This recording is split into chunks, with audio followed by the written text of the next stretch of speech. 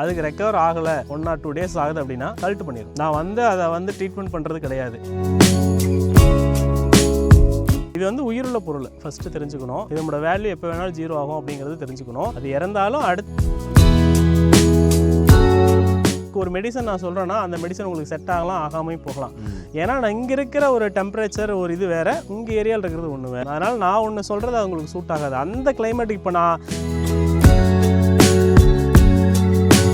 எப்படி ரன் பண்ண போகிறோம் அப்படிங்கிறத பொறுத்து இன்வெஸ்ட்மெண்ட் பண்ணுறதுக்கு முன்னாடி ஒரு 2-3 வருஷமாச்சும் ரன் பண்ணி பார்த்துட்டு. பிரதர் வணக்கம் பிரதர். வணக்கம்.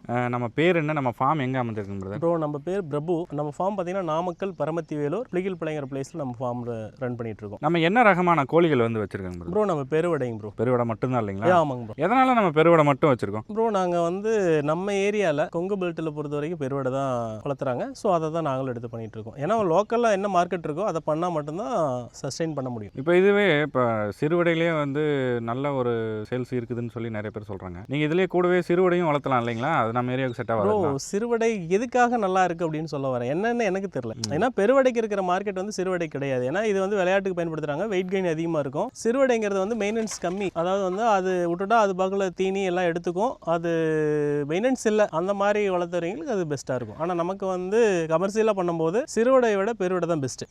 வான்கோழி கூட ஒரு சிலர் பண்ணையாகவே வச்சுருக்காங்க. நம்ம ஸ்பெசிஃபிக்காக நாட்டுக்கோழிகள் அது பெருவடையில் மட்டும் வச்சுருக்கிறதுக்கான காரணம் ப்ரோ நாங்கள் முதல்ல இருந்து நம்ம கோழி வளர்த்திட்டு இருந்தோம். ஸோ அதனால் எங்களுக்கு அது கமர்ஷியலாக பண்ணும்போது எங்களுக்கு கொஞ்சம் ஈஸியாக இருக்குது. நாங்கள் வந்து இதெல்லாம் வளர்த்துனதில்லை. ஸோ அதனால் இதை நாங்கள் பண்ணிகிட்டு இருக்கோம். இப்போ இது பெருவடையிலே வந்து இது எந்த மாதிரியான ஒரு ப்ரீடுன்னு சொல்லுவாங்க பிரதர் நம்ம வச்சிருக்க கோழிகள்? இது பெருவடையிலே பார்த்தீங்கன்னா இது நம்ம ஏரியாவில் விளையாட்டுக்கு பயன்படுத்தும் கத்திக்கால் அப்படின்னு சொல்லி பயன்படுத்துவாங்க. ஒரே ஒரு ரகமாக தான் வச்சுருக்கோம். ஆமாம் ப்ரோ. நம்ம பொதுவாக எத்தனை கோழிகள் நம்ம வச்சுருக்கோம்? கிட்டத்தட்ட ஒரு 120 தாய்க்கோழி வச்சுருக்கோம் ப்ரோ. நம்மளது வந்து ஹேச்சரிஸு. ஸோ தாய்க்கோழியிலேருந்து குஞ்சுக சேல்ஸ் பண்ணுறதுனால தாய்க்கோழி மட்டும்தான் மெயின்டைன் பண்ணுறோம். இப்போ நம்ம ஆரம்பத்தில் ஸ்டார்ட் பண்ணும்போது எவ்வளோ கோழிகள் வந்து ஸ்டார்ட் பண்ணோம்? இப்போ நம்ம பண்ணை ஸ்டார்ட் பண்ணி எத்தனை வருஷங்கள் ஆகுது? ப்ரோ நம்ம ஸ்டார்ட் பண்ணும்போது 10 கோழியில் ஸ்டார்ட் பண்ணோம். 2017 ஸ்டார்ட் பண்ணோம் நம்ம ஃபார்ம். இப்போ வந்து ஒரு 9 வருஷம் ஆகுது இல்லைங்க? ஆமாங்க ப்ரோ. இப்போ இவ்வளோ நாள் ஆகியும் நீங்கள் 120 தாய்க்கோழி தான் வச்சுருக்குன்னு சொல்கிறீங்க. இதுக்கு மேலே வச்சுக்க முடியாதுங்களா எப்படி? இல்லைங்க ப்ரோ, நம்ம 120 தாய்க்கோழி தான் இருக்குதுன்னா நம்ம குஞ்சு ப்ரொடக்ஷன் வந்து கிட்டத்தட்ட 300-400 சிக்ஸ் ப்ரொடக்ஷன் பண்ணுறோம். ஸோ அதுக்கான மார்க்கெட் இருக்குது. ஸோ கொஞ்சம் கொஞ்சமாக தான் போக முடியும். எடுத்தோடனே நான் வந்து 1000 கோழி வச்சிருந்து கூட குஞ்சுக்கு உற்பத்தி பண்ணிடலாம். 1000 கோழி இருக்குன்னா கிட்டத்தட்ட மாதம் வந்து 3000-4000 சிக்ஸ் ப்ரொடக்ஷன் ஆகும். அதுக்கான இன்ஃப்ராஸ்ட்ரக்சர் நம்மகிட்ட இல்லை. அதுக்கான ஃபீடு வந்து நம்ம மெயின்டைன் பண்ணணும், ஆள் வந்து வேணும். ஸோ கொஞ்சம் கொஞ்சமாக அதுக்கான மார்க்கெட்டிங் ஃபஸ்ட்டு ரெடி பண்ணிவிட்டு அதுக்கப்புறம் தான் ப்ரொடக்ஷன் அதிகப்படுத்த முடியும். இப்போ கோழிகள் நம்ம வச்சிருக்கும் போது 120 தாய்க்கோழிகளுக்கு நம்ம எத்தனை சேவல்கள் வச்சுருக்கோம்? ப்ரோ நான் வந்து 120 கோழிக்கு 10 சேவல் தான் வச்சுருக்கேன். ஏன் அப்படின்னா நம்ம 120 கோழியும் வந்து நமக்கு முட்டை விட போகிறது கிடையாது. அதாவது பார்த்தீங்கன்னா 100% இருக்குன்னா அதில் வந்து ஒரு 20% தான் வந்து முட்டை விடும். மீதி வந்து ஒன்றா அடையில் இருக்கும், நான் அடுத்த எக்லேயிங்கில் இருக்கும். ஸோ 20 கோழி தான் அதிகபட்சம் ஒரு நாளைக்கு 15-20 கோழி தான் முட்டை விட போகுது. அப்படிங்கும்போது ஒரு 10 சேவல் போதுமானது. இப்போ நம்ம மற்ற கோழிகள் ரகங்களை வந்து பண்ணை முறையில் வளர்த்தும் போது அடியில் பார்த்தீங்கன்னா இந்த தேங்காய் மஞ்சி அந்த மாதிரிலாம் கடலை போட்டதெல்லாம் போடுவாங்க. நம்ம கோழிகளுக்கு அதெல்லாம் பண்ணியிருக்காங்களா இல்லை எதுவுமே இல்லாமல் ஓப்பனாக தான் வச்சுருக்கலாம்? ப்ரோ அது வந்து நைட்டும் பகலும் செட்டுக்குள்ளே இருக்கிறவங்களுக்கு தான் அது தேவை. நம்மளது வந்து நைட்டு மட்டும் உள்ளே போக போகுது, அதுக்கப்புறம் முட்டை விடுறது போக மட்டும் தான் உள்ளே போக போகுது. அப்படிங்கும்போது அது எதுவும் தேவையில்லை. அது தேவையில்லைன்றீங்க. இப்போ நம்ம பொதுவாக சேல்ஸ்ன்னு பார்த்தீங்கன்னா எதுக்காக, எந்த பர்பஸுக்காக நம்ம கோழிகள் வளர்த்துறோம்? முட்டைங்களா இல்லை சிக்கா இல்லை கறிக்குங்களா? ப்ரோ நம்ம வந்து ஹேச்சரிஸ் ப்ரோ தான். நாட்டுக்கோழி ஒன்றா குஞ்சு உற்பத்தி பண்ணணும், இல்லைன்னா குஞ்சுகளை வாங்கி கறிக்கு சேல் பண்ணணும். ஸோ வந்து நான் வந்து குஞ்சுகள் உற்பத்தி பண்ணுறது பண்ணிட்டு முட்டை ஏன் நீங்கள் கொடுக்குறதில்ல? முட்டை நல்லா ப்ரோ நான் முட்டை கொடுத்துட்ருக்கேன். ஹேச்சிங் எக்ஸ் கொடுத்துட்டு தான் இருக்கேன். ஹேச்சிங் எக்ஸ் மட்டும் தான்? ஹேச்சிங் எக்ஸ் மட்டும் தான். ஏன்னா நம்ம டேபிள் எக்ஸ் கொடுக்க முடியாது, ஏன்னா கொடுத்தா இதில் கட்டுப்படி ஆகாது. அதனால் ஹேச்சிங் எக்ஸ் மட்டும் கொடுக்குறேன். என்ன ப்ரைஸ் கொடுக்குறீங்க ஹேச்சிங்? 130 ரூபான்னு கொடுத்துட்ருக்கேன். ஒரு ட்ரேங்களா எப்படி? ஒரு எக் 130. அப்படிங்களா? ஆமாம். இப்போ பொதுவாக நாட்டுக்கோழி முட்டைகள் பார்த்தீங்கன்னா அதிகபட்சமாக ஒரு 20-25 ரூபாய் வரைக்கும் போகுது. நம்ம வந்து 130ன்னு சொல்லும்போது இது நான் ஹேச்சிங் குஞ்சு பறிக்கிறதுக்காக நான் கொடுக்குறேன் இல்லையா, நான் டேபிள் எக்ஸ் கொடுக்கல, நான் வந்து குஞ்சு பறிக்கிறதுக்காக கொடுக்குறேன். அது 7 நாள் ஆனதுக்கு அப்புறம் தான் ஒரு ஹேண்ட்லிங் பண்ண முடியும். ஃபர்ஸ்ட் முட்டையிலேயே கண்டுபிடிக்க முடியாது. 7 நாள் ஆனதுக்கு அப்புறம் தான் ஹேண்ட்லிங் பண்ணி சொல்ல முடியும் அது பறிக்குமா பறிக்காதான்ட்டு. இப்போ நீங்கள் முட்டை வேணும்னா எவ்வளோ முட்டைகள் வரைக்கும் நீங்கள் ஆன் டைமில் கொடுக்க முடியும்? ப்ரோ 100 எக்ஸ் வரைக்கும் கொடுத்துட்டு இருக்கோம். அதாவது வந்து ஆர்டர் பண்ணால் ஒரு ஒன் வீக்குள்ள 1 டைமில் 100 எக்ஸ் வரைக்கும் கொடுக்கும். ஸோ மோஸ்ட் நம்மளது எக்ஸ் கொடுக்கறது இல்லை, சிக்ஸ் தான் கொடுக்குறோம். ஏதாச்சும் வேணும் லாங்கில் இருக்கிறோம் எங்களுக்கு வேணும் அப்படின்னா மட்டும் பண்ணி கொடுத்துட்ருக்கோம். இப்போ லாங்கில் எடுத்துகிட்டு போகும்போது அந்த முட்டை வந்து ஃபால்ட் ஆகாது? இல்லைங்க ப்ரோ, நான் அதுக்கு தகுந்த மாதிரி பேக்கிங் பண்ணி கொடுத்துறேன். இப்போ 120 கோழிகளில் பார்த்தீங்கன்னா ஒரு டைமில் 20 கோழிகள் தான் முட்டை வைக்குதுன்னு சொல்கிறீங்க. ஆமாம். ஒரு கோழிகளும் எத்தனை நாள் முட்டை வைக்கும்? ஒரு சீசனில் எத்தனை முட்டைகள் வைக்கும்? ப்ரோ பார்த்தீங்கன்னா இப்போ ஒரு 8லேருந்து 10 முட்டை விடுங்க, ஓகேங்களா? அதுக்கப்புறம் பார்த்தீங்கன்னா அடை விழுந்துரும். அடை விழுந்துருச்சுன்னா கிட்டத்தட்ட 1 மாதம் கூட அடையில படுத்திருக்கும். அதுக்கப்புறம் அடை தெளிஞ்சு வந்து அதுக்கப்புறம் 1 மாதம் ஆயிரும். கிட்டத்தட்ட பார்த்தீங்கன்னா ஒரு 2.5 மாதத்துலேருந்து 3 மாதம் ஆகும். இயர்லி வந்து ஒரு 4 பேட்ச் எடுத்துட்டோம் அப்படின்னா பெருசு. அப்படிங்கும்போது அப்ராக்சிமேட்டாக ஒரு வருஷத்துக்கு 40லேருந்து 50 முட்டை எடுக்கலாம் ஒரு கோழிக்கு. அதுதான் நம்ம கரெக்டான. ஆமாங்க ப்ரோ. ஏன்னா நம்ம சும்மா அடை தொடர்ந்து அது ப்ரீட் பண்ணிக்கிட்டே இருந்தோம் அப்படின்னா அதுலேருந்து வர்ற குஞ்சு வந்து ஹெல்த்தியாக வராது.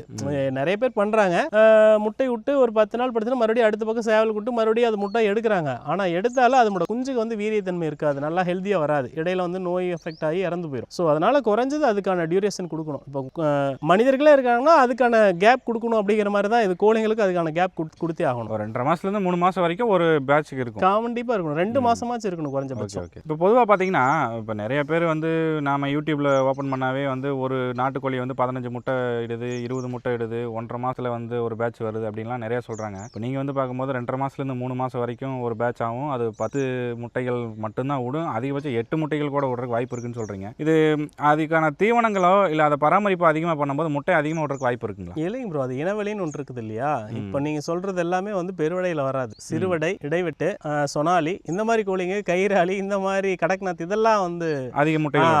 அது இனத்தோட தன்மைன்னு ஒன்று இருக்குது இல்லைங்களா? இதோட இனம் அது அவ்வளோதான்.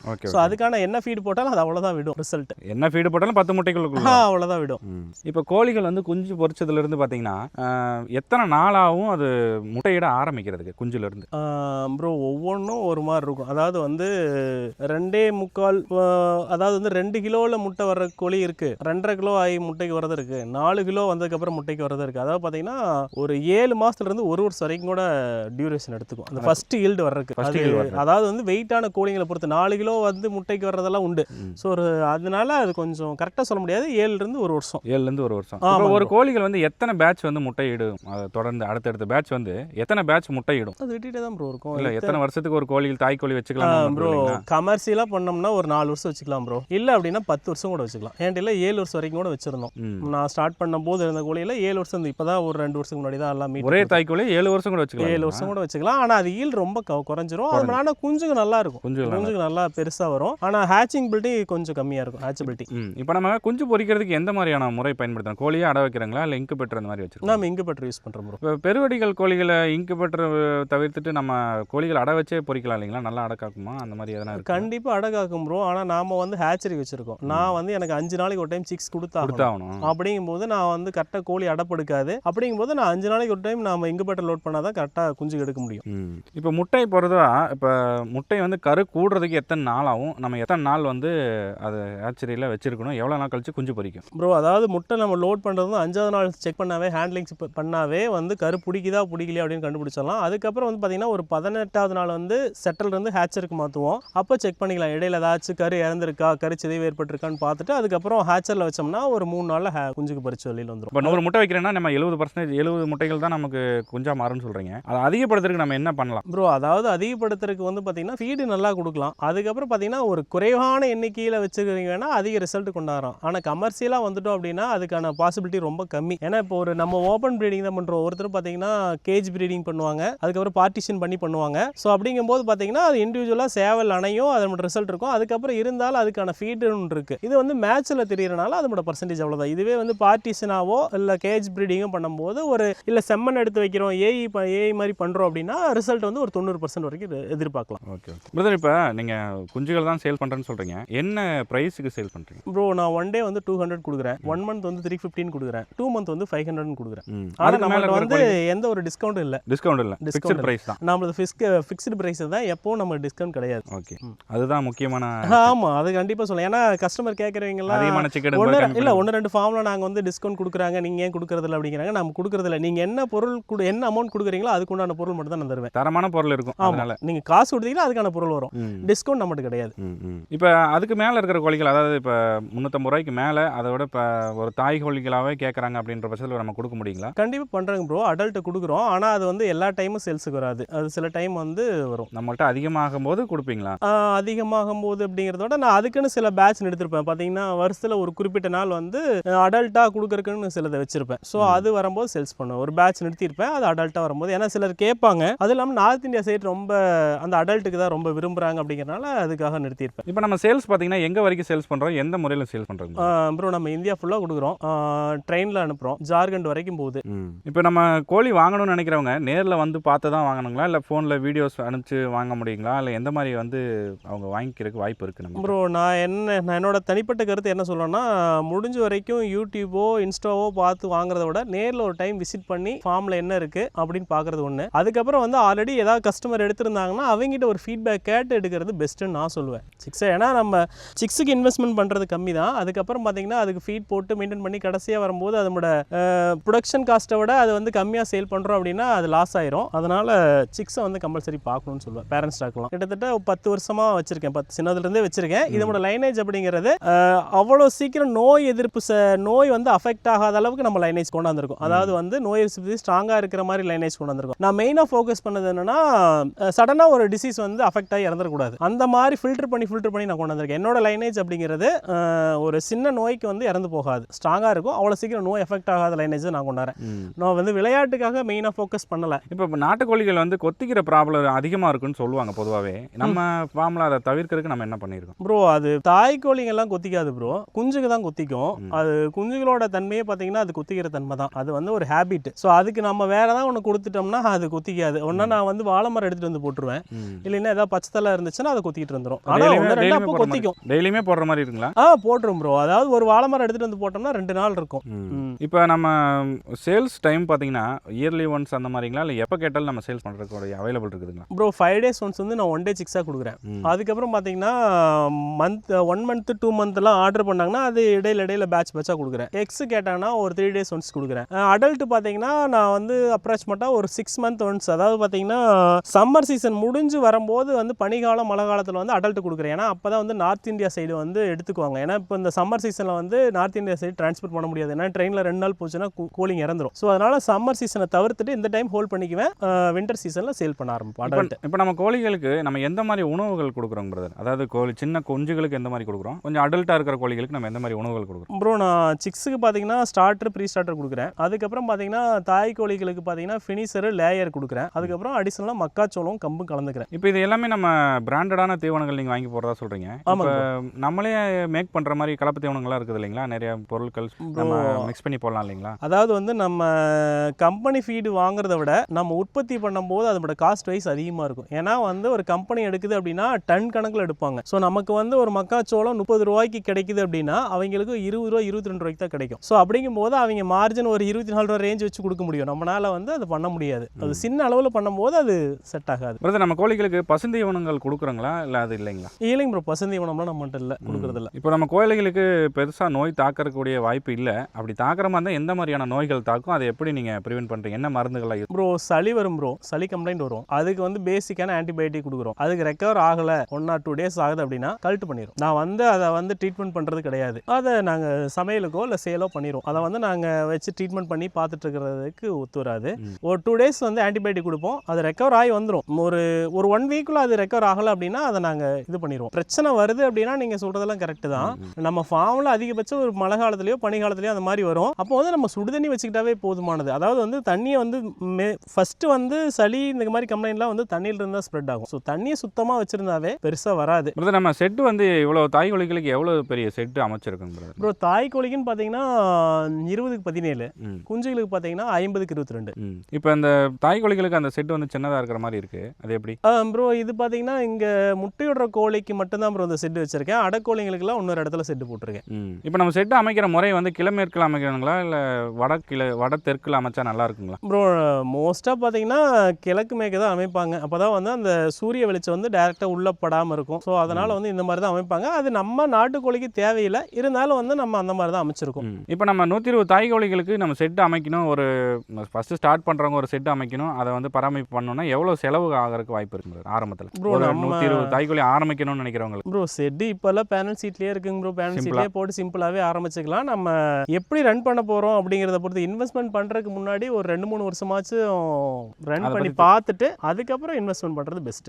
ஏன்னா நம்மளோட சூழ்நிலைன்னு ஒன்று இருக்குது, அதெல்லாம் பார்த்துக்கிட்டு தான் ஆரம்பிக்கிறது நல்லது. பிரதர் புதுசாக ஒருத்தவங்க பண்ணை ஸ்டார்ட் பண்ணணும்னா எதெல்லாம் தெரிஞ்சுக்கணும், அவங்க எதை பற்றி தெரிஞ்சுக்கிட்டு பண்ணை ஆரம்பிக்கலாம், எத்தனை கோழிகள் ஆரம்பிச்சா நல்லா இருக்கும், அதை பற்றி கொஞ்சம். ப்ரோ அதாவது வந்து நம்ம ஆர்வத்தில் கோழி பண்ண ஆரம்பிக்கிறவங்கலாம் வந்து கண்டினியூவாக பண்ணுறாங்களா என்னன்னு தெரில.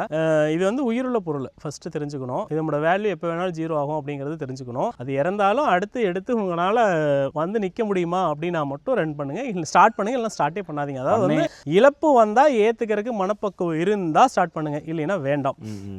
இது வந்து நம்ம இதுக்கு ஆரம்பத்திலேயே நம்ம பண்ணை ஆரம்பிக்கிறதுக்கு முன்னாடி இதை பற்றி நல்லா ஓரளவுக்கு தெரிஞ்சுக்கிட்டு நம்ம பண்ணை ஆரம்பிக்கிறது நல்லா இருக்கும் இல்லைங்களா? கண்டிப்பாக. நான் பார்த்தீங்கன்னா ஸ்டார்ட் பண்ணுறதுக்கு முன்னாடி ஒரு வருஷம் கோழி பண்ணையில் வேலை செஞ்சுருக்கேன், லேயர் ஃபார்மில் வேலை செஞ்சுருக்கேன். ஸோ அந்த கோழி பண்ணையில் ஒரு நாளைக்கு எவ்வளோ இறந்து போகும்னு தெரியும், எவ்வளோ ப்ரொடக்ஷன் ஆகுது, என்னென்ன பண்ணுறாங்கன்னு தெரியும். ஸோ நான் வந்து இதுக்காக போகல. நான் அப்போ வந்து எனக்கு கோழி பற்றின அதிக நாலேஜ் இல்லை. ஏன்னா அப்போல்லாம் வந்து யூடியூப் இதெல்லாம் வந்து அப்போ கிடையாது. 2017, 16, 15 இல்லை. ஸோ அந்த டைமில் நான் வந்து கோழி பண்ணைக்கு போய் கொஞ்சம் பேசிக் கொஞ்சம் கற்றுக்கிட்டோம். அதுக்கப்புறம் வந்து நமக்கு மனசு ஸ்ட்ராங்காக நம்ம பண்ணிக்குவோம் அப்படின்னு வந்தோம்னா பண்ணலாம். இப்போ நாட்டுக்கோழி வளர்க்குறத பற்றி ஒருத்தர் தெரிஞ்சுக்கணும்னு நினைக்கும் போது உங்களுக்கு நேரில் வந்து பார்த்தா நீங்கள் அதுக்கு சொல்லி கொடுக்குறதுக்கு வாய்ப்பு இருக்குதுங்களா? ப்ரோ அது சொல்லி கொடுத்து வர்றது இல்லைங்க ப்ரோ, நம்மளா உள்ள இறங்கி கற்றுக்கிறது தான். கற்றுக்கிட்டா நம்ம அனுபவத்தில். ஏன்னா எனக்கு ஒரு மெடிசன் நான் சொல்கிறேன்னா அந்த மெடிசன் உங்களுக்கு செட் ஆகலாம், ஆகாமல் போகலாம். ஏன்னா நான் இங்கே இருக்கிற ஒரு டெம்பரேச்சர் ஒரு இது வேற, உங்கள் ஏரியாவில் இருக்கிறது ஒன்று வேறு. கிளைமேட்டுக்கு தகுந்த மாதிரி மெடிசன் எல்லாமே மாறுபடும். அதனால் நான் ஒன்று சொல்கிறது அவங்களுக்கு சூட் ஆகாது. அந்த கிளைமேட்டுக்கு இப்போ நான் ஒரு 10 பேர் ஐடியா கேட்குறேன்னா 10ஐயும் ட்ரை பண்ணி பார்க்கலாம், எது நமக்கு சூட் ஆகுதோ அதை எடுத்துக்கலாம். பிரதர் இப்போ நிறைய பேர் இப்போ இருக்கிற சுச்சுவேஷன்ஸில் பார்த்தீங்கன்னா காலேஜ் முடிச்சிட்டோ இல்லை ஐடி வேலையில் பார்த்துட்டோ நிறைய பேர் அதெல்லாம் வேலையில் விட்டுட்டு நம்ம இந்த மாதிரி ஃபார்ம் டைப்பில் நிறைய பண்ணலான்னு ட்ரை பண்ணுறாங்க. எனக்கே நிறைய பேர் ஃபோன் பண்ணி கேட்டிருக்காங்க. இப்போ இந்த மாதிரி ஃபார்ம் ஸ்டார்ட் பண்ணணும்னு நினைக்கிறவங்க ஒரு 20,000 ரூபாயிலேருந்து 30,000 ரூபாய் ஒரு மாதத்துக்கு வருமானம் வேணும்னு நினைக்கிறவங்க எவ்வளோ கோழிகள் ஸ்டார்ட் பண்ணி பண்ணும்போது அது நல்லாயிருக்கும்? ப்ரோ அதாவது வந்து அவங்க எப்படி வளர்த்துறாங்க அப்படிங்கிறத பொறுத்து. கோழி வளர்த்து போகிறாங்களா, கறிக்கு சேல் பண்ண போகிறாங்களா, இல்லை விளையாட்டு கொடுக்க போகிறாங்களா, இல்லை குஞ்சு உற்பத்தி பண்ண போகிறாங்களா அப்படின்னு ஃபஸ்ட்டு டிசைட் பண்ணிக்கணும். நம்ம பண்ணை பொறுத்த வரைக்கும் ஒன்றா குஞ்சு உற்பத்தி பண்ணி சேல்ஸ் பண்ணணும், இல்லையா குஞ்சுகள் எடுத்து வளர்த்தி சேல் பண்ணணும். ஏன்னா நான் வந்து தாய்க்கோழி நானே வச்சுருப்பேன், அதுலேருந்து குஞ்சுகள் எடுப்பேன், அதை நானாக வளர்த்துவேன், அதையே நான் கறிக்கடை கொண்டு போவேன் அப்படிங்கிற அந்த எல்லா சர்க்கிளும் ஒன்றா எடுத்தோம்னா அதில் அவ்வளோ சக்ஸஸ் பண்ண முடியல. ஸோ ஒன்றா ஃபஸ்ட் ஸ்டார்ட் பண்ணுறவங்க சிக்ஸ் எடுத்து அதை வளர்த்தி அதை நம்ம வீட்டுக்கு கொடுத்து மறுபடியும் அடுத்து பேட்சாக எடுக்கலாம். அதாவது வந்து இப்போ ஒரு மாதம் ஒரு 30 சிக்ஸ் எடுக்கிறோன்னா அடுத்த மாதம் ஒரு 30 சிக்ஸ் பேட்சாக எடுக்கும்போது என்ன ஆகும்னா அது ஒரு 4-5 மாதத்துக்கு அப்புறம் ஒரு பேட்ச் வெளியில் போய்கிட்டே இருக்கும். ஒரு 30 சிக்ஸ் எடுக்கிறோன்னா அப்ராக்சிமேட்டாக வந்து ஒரு 5 சிக்ஸ் மாட்டாட்டியான கூட 25 சிக்ஸ். அது வந்து ஒரு 2 கிலோ 2.5 கிலோ சைஸில் சேல் பண்ணுறோன்னா அப்ராக்சிமேட்டாக ஒரு 60-70 கிலோ வரும். ஸோ கிலோ வந்து நம்ம ஏரியாவில் 500-600 ரூபா போகுது. ஸோ அப்படிங்கும்போது சேல்ஸ் பண்ணால் அது ஒரு ப்ராஃபிட்டாக இருக்கும். ஒரு மாதம் ஆனால் ஒரு 70 கிலோ வெளியில் போயிட்டு இருக்கும். 7-5-35 வச்சா கூட 35,000 ரூபா வரும். நம்ம ஃபீட் காஸ்ட் எப்படி ஒரு 15,000 ரூபாயிலிருந்து சிக்ஸ் அமௌண்ட் அப்படி 15,000 20,000 ரூபா செலவு பண்ணியிருப்போம், ஒரு 15,000 ரூபா நிற்கும். என்னோட அப்ராக்சிமேட் கணக்கு. அது ப்ராக்டிக்கலாக பார்க்கும்போது தான் தெரியாது. பிரதர் இப்போ கோழிகள் நாட்டுக்கோழிகளில் பட்டான்னு சொல்லுவாங்க. அதுவே வந்து அதுக்கு மேலே 1 இயருக்கு மேலே ஆகிற கோழிகளுக்கு ஒரு ரகமான கோழிகள்னு சொல்லுவாங்க, அது பேர். அது பட்டா அப்படின்னா என்ன, அது எத்தனை மாசத்துல இருக்கிறத பட்டான்னு சொல்லுவாங்க? ப்ரோ அதாவது வந்து நல்லா சேவல் அப்போ தான் கூவை ஸ்டார்ட் பண்ணுது பார்த்தீங்களா, அந்த ஸ்டேஜில் அதை பட்டான்னு சொல்லுவோம். அதாவது வந்து இப்போ தான் சேவல் வந்து கூவ ஆரம்பிக்குது அப்படிங்கிற ஸ்டேஜில் பட்டான்னு சொல்லுவோம். அதாவது பார்த்தீங்கன்னா ஒரு 6 to 9 மாதம் வரைக்கும் அது பட்டான் ஸ்டேஜ்னு சொல்லுவோம். இப்போ விளையாட்டு திறனுக்கு அது வாங்கிட்டு போகிறாங்க இல்லைங்களா, அது எத்தனை மாசத்துல இருக்கிற கோழிகள் எத்தனை வருஷத்துல இருக்கிற கோழிகள் வந்து வாங்கிட்டு போனால் நல்லா இருக்கும்? ப்ரோ அது வந்து பட்டாவை எடுத்துகிட்டு போகிறது தான் பெஸ்ட். பட்டாவை எடுத்துகிட்டு போய் ட்ரைனிங் இல்லை சிலர் வந்து மோச்சு பார்த்து எடுத்துகிட்டு போவாங்க. அது அவங்களோட இதை பொறுத்தது. அதிகமாக நம்ம அதை பற்றின ஃபோக்கஸ் பண்ணலை. ஸோ அதனால அந்த ஃபார்மில் அதுக்கான இது வந்து அதிகமாக பண்ணல. ஆமாம், ஏன்னா நான் அதுக்குன்னு ஒரு இன்ஃப்ராஸ்ட்ரக்சர் ரெடி பண்ணலை. நான் வந்து சிக்ஸாக மெயினாக ஃபோக்கஸ் பண்ணனால நான் அதுக்கான இன்ஃப்ராஸ்ட்ரக்சர் தான் ரெடி பண்ணிட்டு இருக்கேன். ஓகே சரிங்க பிரதர், நம்ம தூய பெருவிடை நாட்டுக்கோழிகளை பற்றி நம்ம இவ்வளோ விவரமாக பார்த்துட்டோம். ரொம்ப நன்றிங்க பிரதர். ஓகே நன்றி.